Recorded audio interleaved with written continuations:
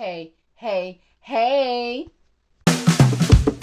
Welcome to Best Practices Unveiled. I am your host, Annette Eberhart, and this is a judgment-free zone.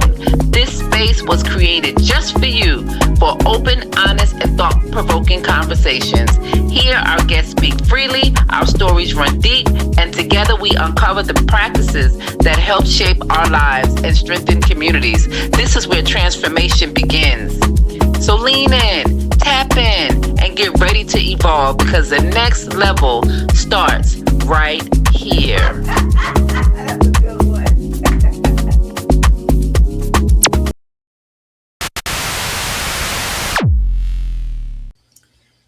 Hey, hey, hey. Welcome to another episode of Best Practices Unveiled, where we're having authentic conversations that inspire growth, leadership, and positive change. I am your host, Annette Eberhart, and today I am so excited to welcome Coach Rae to Best Hey. Practices Unveiled. Coach Rae is an experienced early childhood educator, mentor, coach, trainer, and leader who has dedicated her career to supporting educators and strengthening the quality of early learning programs. Her journey from preschool teacher to coach and professional development specialist. And today we're going to explore her professional journey, the lessons she's learned along the way, and how coaching can transform both the educator and programs. So, welcome, Coach Rae. I'm so happy to have you here today. Same here, Annette. It's always good to see you, and it's always good to talk to you. I love that we're connected in so many ways. So I can't wait to delve deep into this. Absolutely, absolutely. So, your journey in early childhood has taken you from the classroom into coaching, and many educators now know you as Coach Rae, right? So give Yeah. us a little backstory about how you transitioned from a preschool teacher into coaching, and how you became so passionate about the work you're currently doing. I will say this. People always say, if you want God to laugh, tell them your plans. God is cracking up at me because initially I was supposed to be a high school English teacher. I was never supposed to be in early childhood. Actually, my family giggles to this day because they're like, Ray Ray, you always, which my family calls me Ray Ray, they're like, Ray Ray, you always say you never wanted to work with little children, that you didn't have what you said was the patience for it. But during college, I got a chance to work at an after school program with like a mixed age group. Mm-hmm. And the pre-K and kindergarten children were the ones that really grabbed me. So, like, as I matriculated on my journey, I was able to work at a Head Start. So I worked in Head Start for about 7.5 years. And Wow. I was just like bitten by the ECE bug, as they would say. And now I am what I feel like is really an advocate for like the legitimacy of early childhood. And as far as my transitional journey from the classroom to coaching, I knew in my heart that the traditional hierarchy of early childhood wasn't what really spoke to me. So, what I mean by traditional hierarchy is, of course, we know a lot of times in early childhood, you're in the classroom, you lead a group of children well. Admin sees that you lead a group of children well, you have some other intangibles, and then they're like, okay, well, now you're going to be an assistant director, or now you're going to be a director. And honestly, those jobs just did not speak to me at all.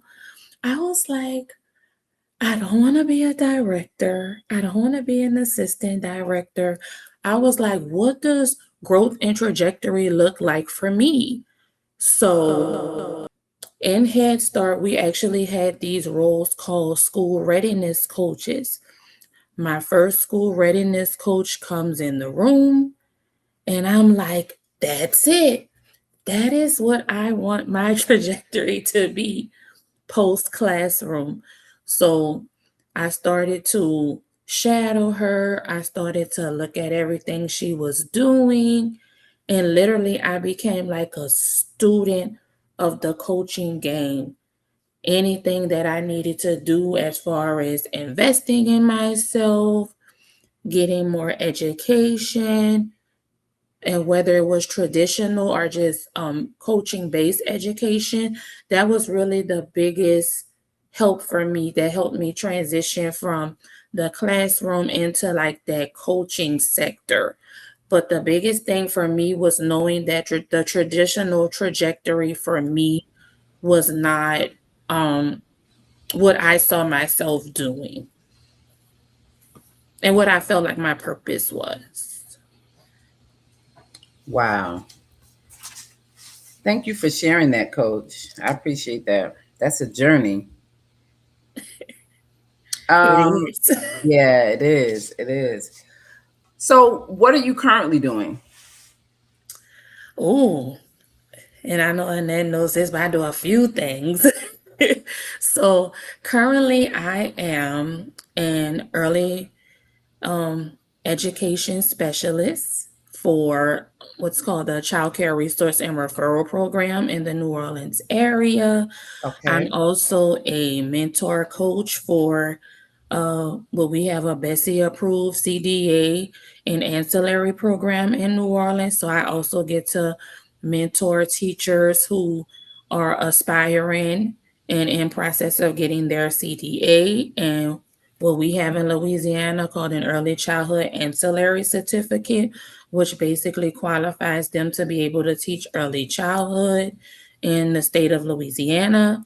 Wow. And then also, I have my own educational venture called Hey Coach Rae Educational Services, where I service teachers and leaders, really helping them by using collaboration and really understanding the advantage and not to be afraid of those early childhood quality rating systems. Oh my goodness. Yes, those systems can be intimidating Very. for educators. So when you go to coach programs, are they do they variety? Do you do home based programs and center programs? Are you do you do the individual teachers? Do you do classroom? How is it set up as So I do the gamut, as I would like to say. So I do FCC, so family child cares, because I know we have so many acronyms, y'all. But right? I do FCCs. I do individual teachers. I do centers. I do directors. So basically, any of those individual entities that are within the conglomerate, I actually service them. Wow. Okay. That's a lot. That's a big circumference. You just It is, huh? it really is. It really is. So, what would you say from your experience working with educators? I'm sure you build a relationship with them, whether it's the directors, maybe the teachers trust you a little bit. What are you hearing? How are educators feeling in your area right now in the field? Are there any concerns? Are there any challenges that they're talking about? And I know you talk a lot about collaboration and the importance of collaboration. As you're answering that question, kind of share what that looks like, because we say collaboration, but I mean it's a perspective, and I think people may see that differently. Sure. So, and I kind of answer it as like a two-part. So I would say the first part is what teachers feel mostly, I would say, in the field is underprepared and Mm, unsupported. So what I see is a lot of times teachers are brought in, they're interviewed, they're hired, and they're tossed in. They're tossed in whether it's with no onboarding process mm, or a very minimal onboarding process. That And onboarding a is so lot of the important. time, yes, Mm-hmm. definitely. And teachers are afraid a lot of the times to say that they don't understand that they were thrown in. And what happens is we kind of have this cyclical process of they get thrown in, they're afraid to say that they're unsupported, they continue to be unsupported, they become disillusioned, and then they leave.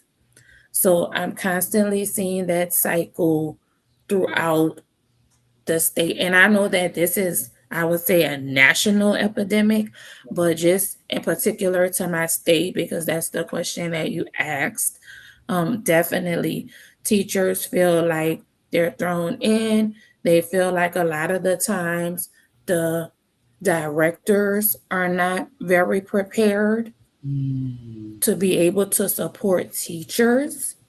So then it's a trickle effect, right? If I'm unprepared, I can only give you the tools that I know. So if the tools that I know or that I have aren't very many, I can't give you very many. So then it's just a trickle effect. So then Right. we're wondering why, we have like unprepared children. And this is Mm-hmm. about, child outcomes. So if they're not prepared, the children are surely not prepared. And I like to always say, intent is not impact. So I can have the greatest intent. And of course, I want to go in and I want to educate the children. I want to facilitate all of these learning opportunities. But I can't have the impact that I want if I'm not prepared as I Right. should be and supported. I think that's a big thing that I see. And being able to tie that into collaboration, as you asked, I feel like collaboration is a big tool in that matter because a lot of teachers feel like they're on islands. So I'm Wow. here. I know that I work here every day. I know that I'm compensated, albeit undercompensated, but I'm compensated for my work that I do here. But do I really feel supported? Do I really feel like we can work as a collective Together. to together to be able to push the buck forward? And a lot of people don't feel like that. They feel like they're working on an island, they feel like they're working in silos, and they feel like collaboration and really building those relationships, whether it's with coworkers, whether it's with admin, they feel like that's a tall task. And it's easy to use the words, I want to collaborate with you. But when it's time to make that happen and when it's time for us to work together and you show me opposite, that's also something that can cause teachers to become disillusioned. Wow. That was powerful. And I totally agree. It is hard, I think, as even a program owner or director connecting with teams, whether they're small or large. Sometimes I think, as for myself, you get so caught up in the everyday practices of running the business, running the program, ensuring that everything is in order, Of licensing and course. regulations and all of this. You make sure you have enough for teachers for ratio, and you know sometimes that relationship building piece can lose. You know, Yeah, it can like definitely lose its luster. yes, yes, and I think that like you said, with that happening, if the teachers are not feeling secure in their space already, for like you said, improper onboarding or no onboarding, or maybe even work ethics, the standard operating procedures maybe not in place, or maybe not really clear of Yeah, expectations. Um, yeah, I can see that happening, especially on a larger scale, especially now with the way the industry is going. for sure. Yeah. So, what do you offer teachers who share situations like that with you? Like, I really feel like I'm on an island, and my director doesn't see me or doesn't hear me, or maybe not so much as the director, maybe it's somebody on the team, what Mhm. type of information, advice do you give them when you go out and you coach? So when I go out and coach and I hear that, I'll be honest with you, and that I hear that quite often. Mm, So when I hear that, I first, as a coach, I'm there to build that relationship with you. So I first make sure that they know that there is somebody there, which is me. So if there's nobody else that you can have this conversation with and be able to collaborate with, it's me. And a lot of times I use myself as the bridge between them and the admin or them and the other coworker, and we sit down and we look at strategies to see how do we best approach this situation. Do we best approach it by me kind of mediating it, and you all sit down and have this mm, conversation?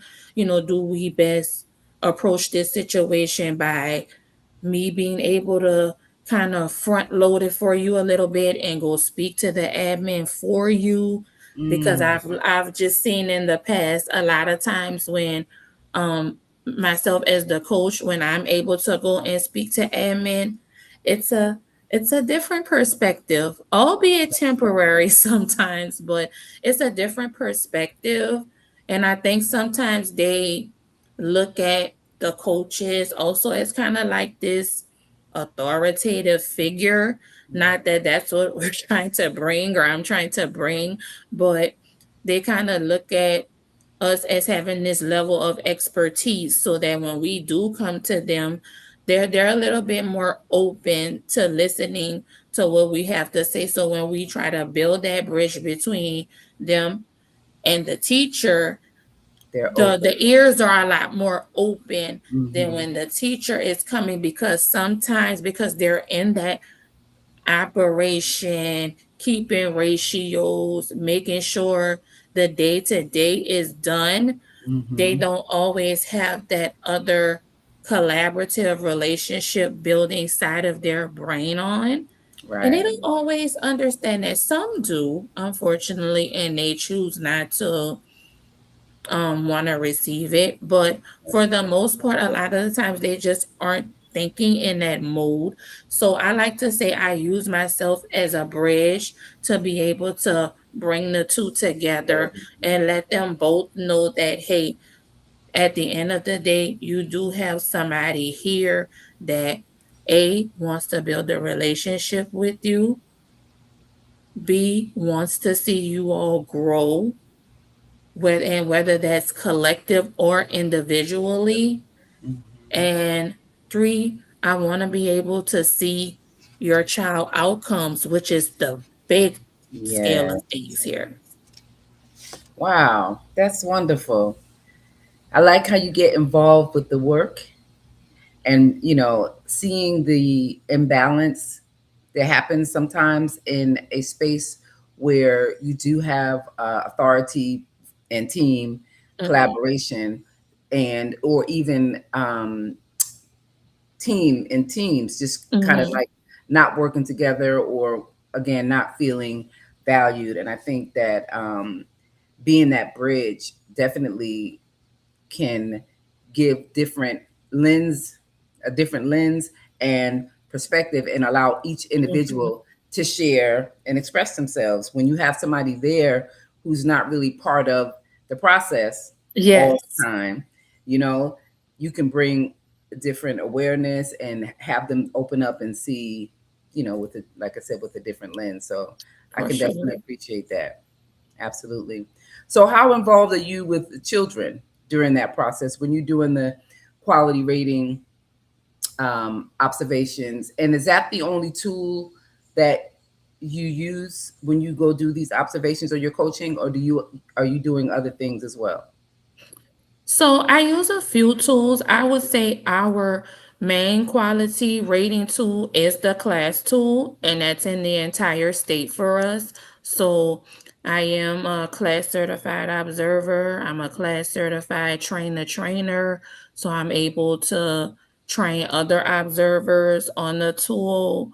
But when I go in, As far as my interaction with the children, I will tell you it's still very near and dear to my heart to be close to the kids. So I am on the floor with them. They're climbing on me. They're talking to me. I'm talking to the teacher, and sometimes I have a child on my back, on top of my head. So I am not one of those coaches that is like, I like to call them the get your gotchas, like sitting in the chair Right. to just take down everything that the teacher is doing wrong. I love for the teacher to be comfortable in their setting because at the end of the day, I'm still stepping into your setting. So I want to treat it as such. So I let them know that I am there as a fellow collaborator.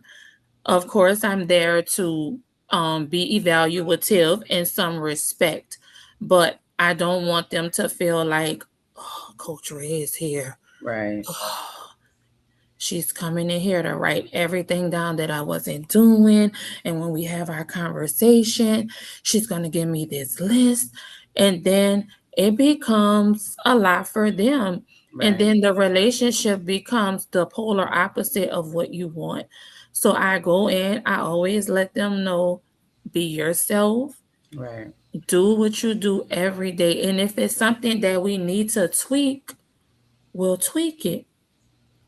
But please do not be yourself.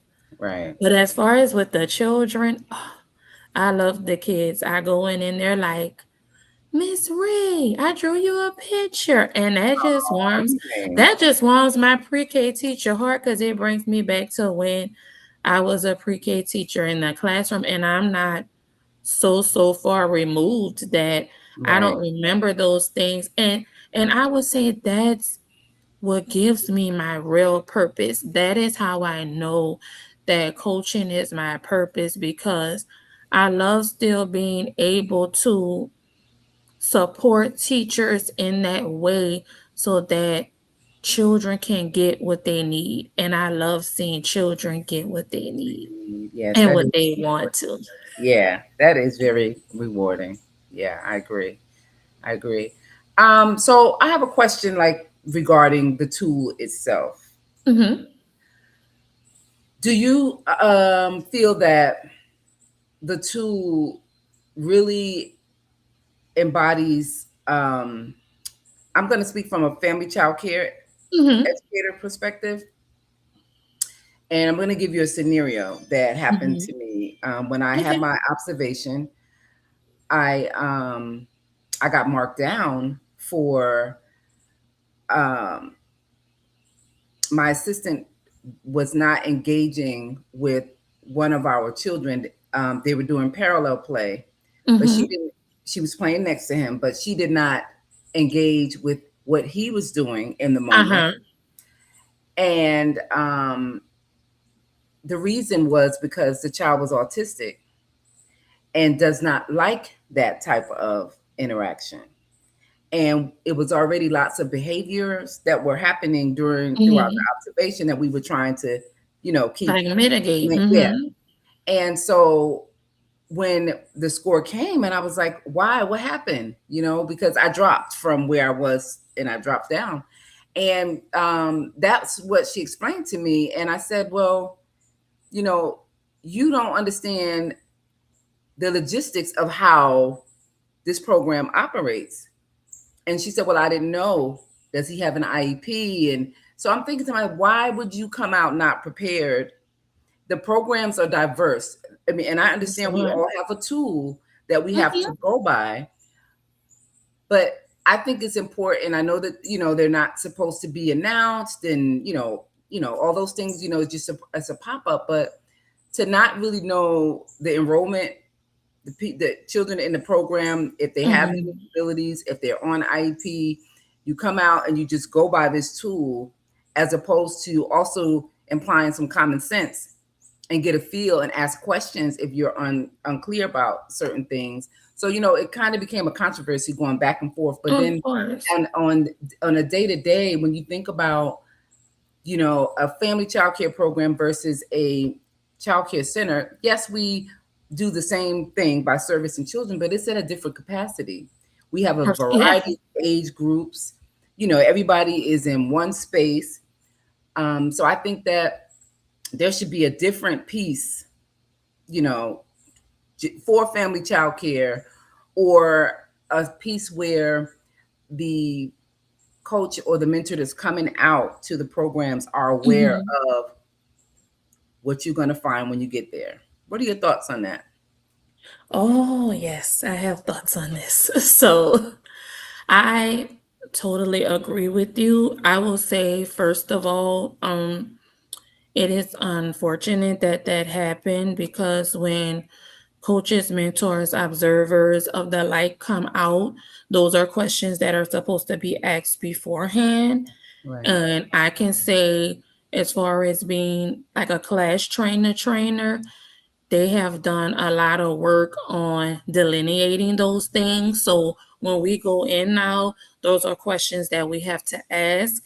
When I train other teachers and observers, those are things that we speak about in depth.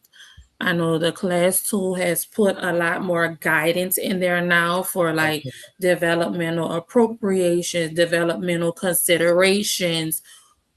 This still looks appropriate if this is happening. So I think all quality systems should ensure that they are putting in all of those considerations and that they're asking those things when they walk in the door, which in all actuality should be happening. Those are things that should be asked before the observation begins so that when you go in there with your lens, you understand developmentally and logistically what is going on versus kind of Right. just putting everybody on the same playing field. And honestly, that just isn't fair to everybody. Right. I agree. I agree. Yeah, I never really had any issues with the tool itself. I get it. Mhm. It serves a purpose. But when I was, until it happened to me, I used to hear a Right, of lot of course. people complaining about this class tool's not for everybody, or this is what happened with my class, and I got a low Mhm, score because we all have the professional development on it, mhm, to help us better understand why it's there, and to rate the quality of mhm. the child care program. I just think that it's not really accurate. I will say this. Um, I feel like when you are dealing with man made tools, there are always some sort of flaw. Yeah, absolutely. So I will say that some things, unfortunately, are like a flaw in the tool. Right. Yeah. But like you said, you all get PD on a professional development. Mhm. And what I do try to do is I try to give people the tools in a very simplified way. And I also try to give them tips that'll help them kind of crack the code or understand better what it is that they're looking for. Because I will say within that class quality rating system language, it can be very daunting, especially for teachers. Mhm. And sometimes they hear particular verbiage and they interpret it as such, not realizing that this particular rubric or tool is asking for it to be done a little differently. So I Mhm. think, like you said, as a person and as a family child care owner being rated by this tool, I think it's very important to understand the ins and outs of it. Right. Like I said, unfortunately, everybody doesn't follow what they should follow, but I can say very recently, that they've done a lot more work on making sure that and scoring manuals when people go out, and you'll see this a lot more in this upcoming school year with some of these second edition class tools coming out, especially for infant and toddler. You will see that a lot more of those considerations are made. Wonderful. Wonderful. Thank you. Such a good representation of what you do. I love it. Very knowledgeable. So, for educators who may be kind of like thinking about stepping into coaching, what advice would you give them? And then, what is in your definition, would you say is the difference between a mentor and a coach? Is there a difference? I would say they intertwine, they work in tandem, but there are some subtle differences. So I think when you're stepping into a coaching realm, and I'll say for people who want to step into the coaching realm and kind of make that part of your upward trajectory, make sure that you first understand that investing in yourself is important. Make sure that when you are wanting to step into that realm, that everything that relates to what goes on, not only in your state, but in your industry, that you are putting your eyes on and that you're understanding. Like for me, I knew one of the main things was understanding the class tool in its entirety. So I studied the class tool. I looked at how to give feedback to people on it, and also put some of your personality in it. You don't have to be so sterile. As y'all can see, I'm definitely the polar opposite of sterile. So when I go in and I speak to teachers, I combine my own personal personality and how I am with people with just the knowledge that I've studied and that I've gained. And be yourself. People know when you're going in, believe it or not, and when you're trying to be something that you're not. Go in, be yourself. Let the teacher know that you're there to support them. As far as a mentor, for me, mentoring and coaching, like I said, have connection, but coaching for me is going in, looking at a particular thing that we may be working on and Mhm. looking at strategies and modeling this for them. And for me, that's coaching. I feel like mentoring is on a more holistic realm and a more holistic point of view. So for me, a mentor is somebody that I can shadow, that I can learn from, but know that those things are very synonymous. So if you can get yourself somebody that can mentor you and somebody that can kind of coach you in the short term, you cooking with some hot grease. Cooking with some hot grease, huh? Yeah. I agree. I agree. Well, I appreciate the information and context that you have shared with us today. What is next for Coach Rae? I mean, I know you got your coaching going on. You're doing amazing work with that. Um, like you said, we know each other from other circles. What's next? Let our listeners know what you're stepping into next on your horizon. Listeners, I am definitely stepping into the conference stage. That has been something that has been brewing for some time. I've gotten a chance within this past year to really step into the conference circuit and immerse myself. So I am looking to really spread my knowledge to the masses. So keynotes, breakouts, panels, being able to get a bigger scope of people to understand the power of really being collaborative, the power of making sure that we have a really good understanding of these quality rating systems and not letting them use us, but Right. us being able to use them in the best way. So really just making sure in that conference space and in these different regions that people get a chance to understand those things, because as you step into those spaces more, you see where some of the gaps are, and just regionally how people do things in the industry and what you're able to go in there and bring and give them. So, and just growing my business, more and more supporting teachers and leaders, and I like to say helping them to mitigate some of the challenges that maybe I had to go through, you had to go through. It's very akin to like that parent-child relationship, right? You went through some things, so you want to make sure that while I had to blaze through some Right. things, maybe I'll let you walk through some things. I love that. I love that. All right, Coach Rae.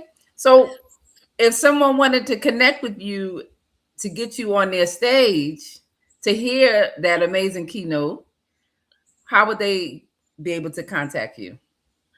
Oh, there's a few ways to contact me. You can contact me through my website, which is www.heycoachrae.com. You can also reach out to me on Instagram. My handle is hey_coach_Rae. You can also reach out to me simply by email. I do answer at ececoachrae@gmail.com. There you have it. There you have it. The amazing Coach Rae. Thank you so much for spending time with us today. I hope our listeners found this to be valuable. I know that clarity in regards to the that quality rating system, you really broke that down and gave me a different, more positive outlook on it, because I'm really not a big fan, to be honest. I understand. Yeah, but I appreciate the quality that you bring to the tool and the way that you support educators who have to be observed using it. So thank you. We need more Thank people you. like you in the field, because I think it's important. It's not the tool itself. It's like I said, I think that we have to get with the times, right? Nothing is constant but change. So we can't have the same old mentality coming in with the new environments and classroom settings that we currently have without having some flexibility, right? For sure. Like flexibility and being able to have some inventiveness in your thinking. Yes, because there's many right ways to see quality in a program. But thank you. Our listeners, you all have her contact. Thank you again for spending time with us here at Best Practices Unveiled. We will keep you posted on upcoming guests and conversations. And meanwhile, you keep evolving. Peace. Bye. To everyone listening, this is a space where diversity and innovation are created. If you'd like to be a guest or collaborate, I'd love to hear from you. Email me at AnnetteE05@gmail.com, or you could message me on Instagram at TrueGoddess14. Let's keep planting seeds, building relationships, knowledge, and understanding. Until next time, keep evolving.